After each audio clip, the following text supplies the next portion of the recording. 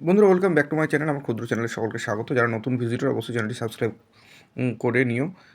এখনকার বিষয় হচ্ছে প্রায় সমচ্চারিত এবং ভিন্নার্থক শব্দ, অর্থাৎ যে কিছু কিছু শব্দ আছে যেগুলো উচ্চারণের ক্ষেত্রে প্রায় একই হয়, কিন্তু অর্থ আলাদা হয় এবং বানান অল্প আলাদা হয়। তো এই শব্দগুলো ব্যাকরণে কী তৈরি করে? এই শব্দগুলো ব্যাকরণে শব্দ ভাণ্ডার তৈরি করে।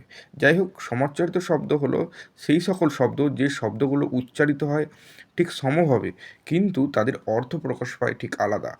সেগুলোকেই বলা হচ্ছে সমাচ্চারিত শব্দ। বিশেষ করে 5 থেকে 7 বা 8-এ এই সকল প্রশ্নগুলো আসে, খুব ছোট্ট যারা ছাত্রছাত্রী তাদের জন্য এই ভিডিওটা।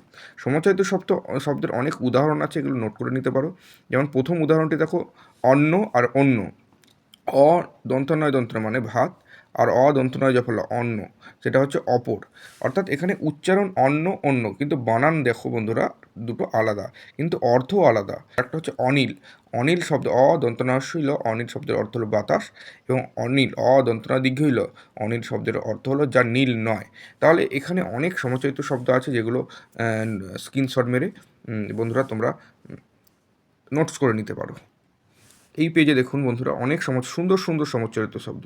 যদি লাগে পরীক্ষার কাজে অবশ্যই নোটস করে নিতে পারেন এবং নিজের শব্দ ভাণ্ডারকে স্ট্রং করতে পারো তোমরা। পরের পাতা, অনেক সুন্দর সুন্দর সমচ্চারিত শব্দ। ছোট ভিডিও যদি ভালো লাগে অবশ্যই চ্যানেলটি সাবস্ক্রাইব করে নিতে পারো তোমরা, এবং অনেক বাংলা বিষয়ের উপর তথ্য পাওয়া যায়।